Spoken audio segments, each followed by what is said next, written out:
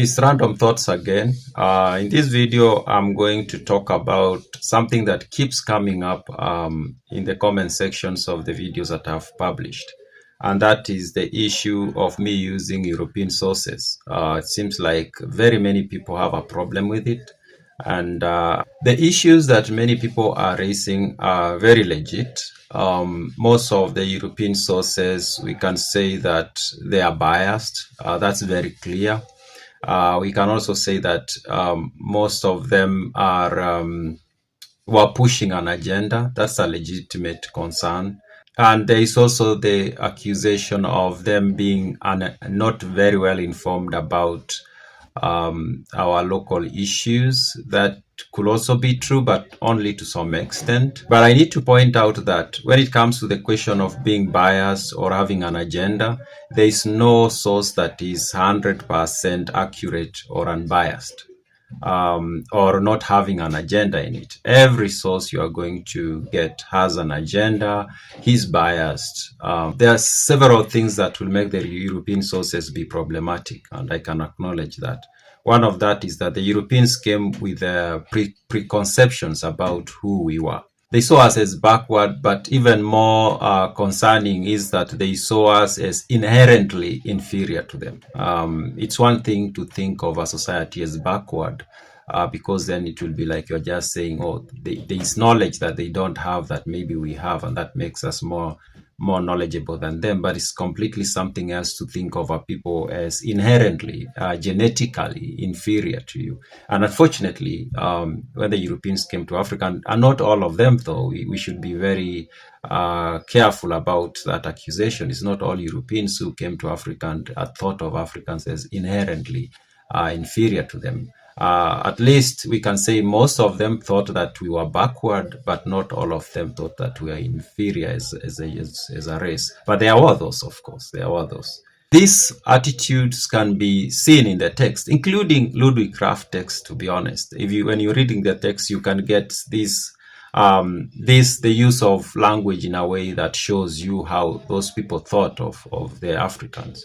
And of course, the obvious one is using the word tribe to describe the different nations that existed on the continent, in East Africa, in Kenya, and in the rest of Africa.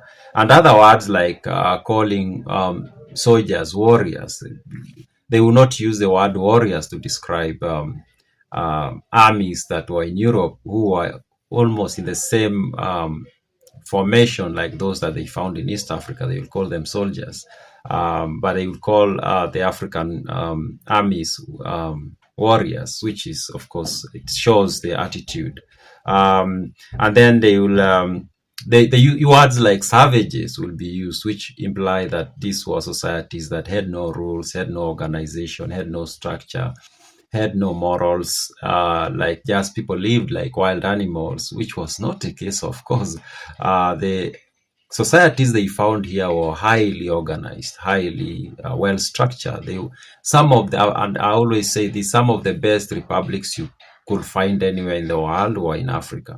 Most societies in Europe were monarchies, and that was not the case in Africa. We did have monarchies, but most of the societies were republics that were very well organized. So that those details are kind of like ignored because these people wanted to have a certain, or they came in with a certain mindset and a certain perspective, and they wanted to just remain on that line. Yeah, of course, they also ignored the fact that most people here already understood the environment very well. They had lived here a very long time. They understood the animals, the plants, the weather patterns, and all that. And that's knowledge. And all knowledge is mostly about survival. That's what most knowledge is about. And the people they found here had that knowledge that enabled them to survive on the land. But that was kind of ignored, like these people don't understand anything. Why these people knew the plants they could use to get relief for different kinds of ailments and how to survive with different kinds of threats in the environment. That's knowledge, but those were ignored. So generally speaking, yes, these European sources have problems and huge problems that cannot be ignored. That is for a fact. But it's my personal opinion that that doesn't mean that we need to dismiss them completely. Like, no, don't look at them, don't even console them, don't read them. I don't think that is the right way to go about it, because they do have their own value, especially when you understand the biases in them, and the agenda that are in them. If you get to understand that, then they can be very useful resources. Then you are able to separate what is clearly an agenda or clearly a bias approach, and then you are able to put that aside, and then you remain with some historical facts that you cannot get anywhere. So here are my reasons why I'm not going to stop reading um, historical records that were written by the Europeans. Here are my reasons why I'm not going to do that, even though everybody's like, "Oh, don't use those, don't use those." Here are my reasons why I'm not going to stop. Number one is that I understand that there is no source that is not biased. That's a fact. There is no source that is not biased. There is no source that is 100% accurate. There is no source that doesn't have an agenda. So if I'm going to use that standard of use a source that doesn't have an agenda, is not biased, is accurate, then we might as well say don't do any history, like don't read any, just leave everything out, because every source has an agenda, every source has is biased, every source has inaccuracies, including the sources that have been created by our own people. And in fact, some people are telling me, for example, when I talk about the Kikuyus, for example, the Kalenjin, some people are telling me no, or the Maasais, because those are some of the tribes that I've spoken about the most. Some people are telling me no, you should go consult from those people. They will give you the right information. But here is the problem. Those people now are very biased already, because they will only give me information that portrays their tribe in a positive way. Anything that is negative, they are not going to tell me. So do you think that's a good source? It can only complement. It cannot be the primary source and the only. As some people are suggesting, it should be like the standard. Like it should be, that should be where I go to find correction of anything else that is wrong elsewhere. No, it can't be like that, because if I'm going to Kikuyu elders, for example, the Maasai elders or the Kalenjin elders, have to know that those people are already biased. They are not going to give me stories that portray their community in the negative light. No, no, no. They are going to tell me things that make their community or their nation look better. So that's already a biased source. So reason number one why I'm not going to stop using European sources is because I understand there is no source that is unbiased. There is no source that has no agenda. There is no source that is accurate 100%. Number two is that the European sources are the only ones available, especially on specific topics. There are topics, especially when you talk about looking at the bigger picture of, say, East Africa or the western part of Kenya. That's the bigger picture. They are the only sources you can get. There are no sources that cut across different communities per se. Of course, there are stories about the interaction of specific one tribe to another. For example, I just did a video about the Battle of Mogori, where I talk about the activities that went on in the late 19th century that went on between the Kipsigis and the Maasai and the Kisis. And my source was one Kipchamba, and Kipchamba is a well-known artist from the South Rift, and he did a very good job of preserving some of the stories in the Kipsigis consciousness in a way that can make them available in future. Yeah, so, but those are very rare. The people were just interested in what was happening within their nation and with their neighbors. But when the Europeans came, they did provide this bigger picture of what was happening everywhere, and that's very valuable. There's no way I'm going to dismiss that and be like, no, I'm not going to do so. That's my reason number two. There are specific questions about history in Kenya and East Africa, and I would say the rest of Africa, that can come only from these sources. Reason number three, I'm not going to stop using European sources, is that while the African sources, the sources that have been created by African scholars in particular, they've come much later in most cases. For example, somebody tells me, ignore Kraft, and then they tell me there is this guy who is a Maasai who wrote the same story. But then this guy who wrote the story about the Maasai is a guy who lived in the 1970s or 1980s. And I'm not going to dismiss whatever they present in their work. There's no way I'm going to dismiss that. I'm going to use it to find the middle ground between that and what was written earlier by the Europeans. But here is the problem often with the sources that have been created by African scholars, especially during colonial times and immediately after colonial times. Most of those works are revisionism, which means that uh, they because they are so much interested in trying to tell the story of their people, which is commendable, which is a good thing. Often they find themselves trying to embellish some stories so that their people look better, or try to minimize some of the negative sides of these stories.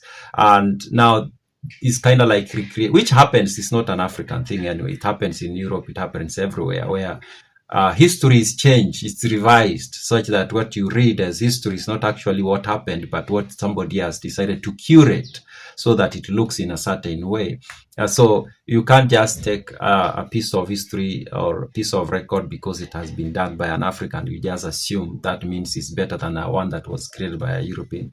Things don't work like that. We in particular, we have this problem of revisionism, where African scholars might decide to revise history so that Africans look better.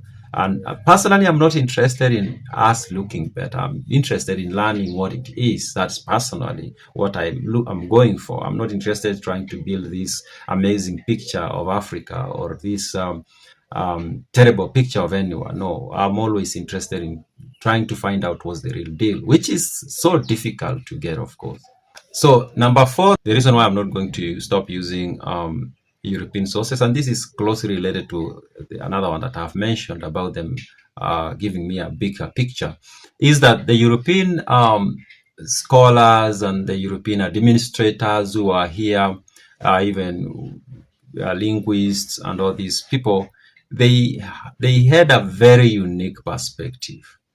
These are people who came from a different society, and they come here, they have a different way of looking at us, and they see things about us that we don't see about ourselves. And somebody recently told me, there are things people see about you that you don't see about yourself. It happens. And in this case, that applies also in terms of societies. These were outsiders. While outsider, we might say, oh, they didn't understand how we lived, but they also had a unique perspective of us, a perspective that we didn't have. So for that reason, I'm not going to stop using European sources about African history. Reason number five why I'm not going to stop using European sources or reading European sources and creating content out of it is because I understand that simply because a writer, linguist, a scholar was European doesn't necessarily mean they were part of a conspiracy.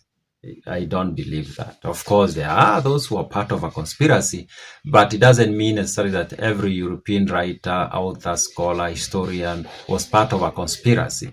But I need to point something out. Sometimes people are part of a conspiracy, and often that happens. You are part of a conspiracy without knowing it.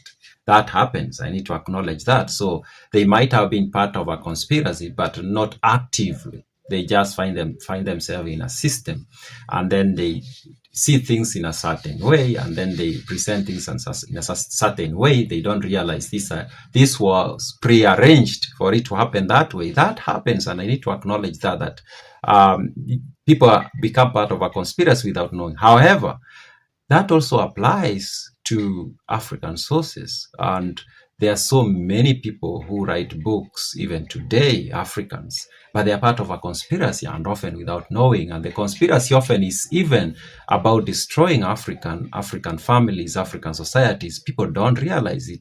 But so simply because the name is an African name, the author, doesn't mean they are not part of a conspiracy. And the fact that the name is a European name doesn't necessarily mean that they are part of a conspiracy. So using race as what I'm going to use to determine who is part of a conspiracy and who is not part of a conspiracy, to me, it doesn't work. It doesn't seem like it's a very intelligent way to approach these things. Now, those are my reasons. Now, I need to say something else. I think it's important we realize that how a source makes you feel is not important. especially if you are going to be somebody who is seriously trying to interrogate history and any other topic. If you are going to put your feelings ahead of trying to understand reality, then there is something wrong. So I've seen comments, people making comments, and I realize they are doing it out of emotions. They are feeling challenged, they are feeling provoked, and they lash out. In fact, some people just outrightly call me names, and that comes from an emotional problem. These are people who are not trying to reason logically and try to see if something is wrong logically. They just feel and they decide to react.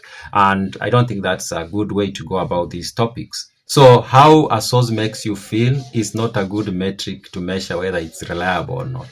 It is not. What is you try to interrogate it logically and try to compare it with other sources logically and analyze the biases and the interest and the agendas logically. Then you arrive at the conclusion this is not a good source. Those are my random thoughts.